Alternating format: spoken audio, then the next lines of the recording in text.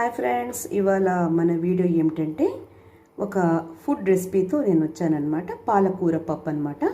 మనం ఆకుకూర తీసుకుంటే చాలా మంచిది. నేను ఈరోజు ఆకుకూర పప్పు చేస్తున్నాను అన్నమాట, పాలాకు పప్పు.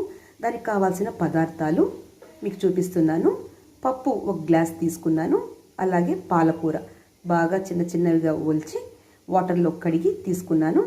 దానికి టమాటో, ఎర్రగడ్డ, పచ్చిమిర్చి, కొద్దిగా చింతపండు తీసుకున్నాను. ఇప్పుడు ఒక 6 విజిల్స్ వచ్చేంత వరకు మనం కుక్కర్లో ఉడికించుకోవాలన్నమాట. ఓకే ఫ్రెండ్స్, పప్పు బాగా ఉడికిపోయింది. నీళ్ళంతా పక్కకి తీసి పెట్టేసి ఇందులో ఉప్పు వేసుకొని, కల్లుప్పు కానీ సాల్ట్ కానీ ఏదో ఒకటి వేసుకొని ఇందులో పప్పుని బాగా మెదుపుకోవాలి. ఈ వీడియో ఫుల్ వీడియో మీకు కావాలంటే మన ఛానల్ ఒకసారి విజిట్ చేయండి. ఫుల్ వీడియో అక్కడ నేను చేస్తున్నాను, చూడండి ఫ్రెండ్స్.